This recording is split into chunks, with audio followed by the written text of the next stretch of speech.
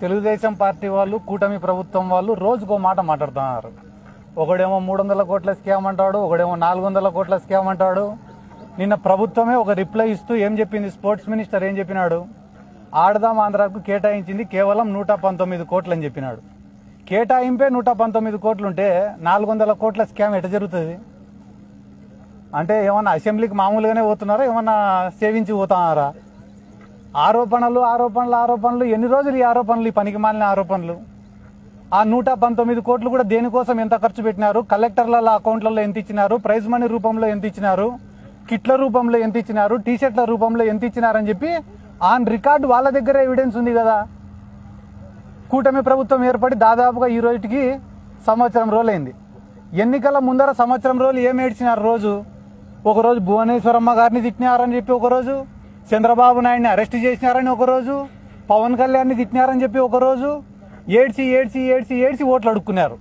సరే, జనాలు పాపం నమ్మినారు. ఏంద్రా ఇంత ఏడుతున్నారు, 80 ఏళ్ల వయసులో చంద్రబాబు ఏడుతున్నాడు, అమ్మ యాపొద్దు ఇంట్లో నుంచి బయటికి రాని ఆడమ్మ బయటకు వచ్చి ఏడుస్తుంది, ఈ పవన్ కళ్యాణ్ అంటే ఎప్పుడు ఏడుస్తాడులే. వీళ్ళు ఏడ్చి ఏడ్చి ఏడ్చి ఓట్లు అడుక్కున్నారు, ఓట్లు సంపాదించుకున్నారు. ఇప్పుడైనా పరిపాలన పైన దృష్టి పెట్టొచ్చు కదా. ఇప్పటికి 10 నెలలైంది. ఒరే అమ్మఒడి పథకం ఏమైందిరా, తల్లికి వందనం ఏమైందిరా అంటే, వల్లభనేని వంశీ మా వాళ్ళని తిట్టినాడంట. మేము అడిగేదానికి నువ్వు చెప్పేదానికి సంబంధం ఉందా? ఒరే రైతులకు 20,000 రూపాయలు ఏమైనారా అంటే, పోసానికి ఇష్టం వెళ్ళి పచ్చిబూతులు తిట్టాడు మమ్మల్ని అంటాడు ఒకడు. ఒరే రేపు ఎల్లుండో మళ్ళీ అదేందిరా సిలిండర్లు ఏమైనారా అంటే, ఆడదాం ఆంధ్రలో 400 కోట్లు పోయినాయి అంటాడు. అంటే మనం అడిగేదానికి, ప్రజలు అడిగేదానికి, వాళ్ళు చెప్పేదానికి ఎక్కడ కూడా పొంతన లేదు. మీరు రాసి పెట్టుకోండి, ఇంకొక 4 ఏళ్ళైనా కూడా ఇవే బీద ఏడుపులు ఉంటాయి తప్ప ఈ రాష్ట్ర ప్రజలకు వాళ్ళు చేసేదంటూ ఏముండదు. ఈ రాష్ట్ర ప్రజలు కూడా ఏం చేశారు, మొన్న ఎలక్షన్లలో మేము పోయి అమ్మా వైసీపీకి ఓటేయండి అమ్మా అంటే, ఏసం పోనైనా వైసీపీకి అన్నారు తప్ప ఎవరు మమ్మల్ని వ్యతిరేకించలే, మాకేం ఎదురు చెప్పలే, మమ్మల్ని తిట్టను కూడా తిట్టలే ఓడు.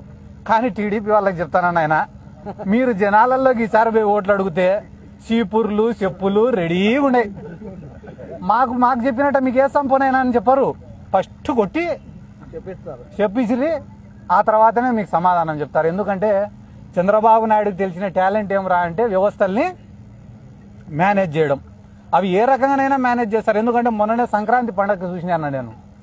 సంక్రాంతి పండగకి హైదరాబాద్ నుంచి ఈ రాష్ట్రంలో పక్క రాష్ట్రంలో అందరు వచ్చి ఈడ ఏంటివి అవి కోడి పందాలు, ఇస్పెటాగులు, 100 కోట్ల బెట్టింగులు చేసిపోతే పొద్దున్నే ఆర్టికల్స్ ఏం రాసినారు తెలుసా మీ టీవీ ఛానల్ వాళ్ళందరూ కూడా? అంబరాన్నంటినా సంబరాలు. కూటమి ప్రభుత్వం వచ్చిన తర్వాత తెలుగుతనం ఉట్టిపడిందట. అదే వైసీపీ గవర్నమెంట్లో జరిగితే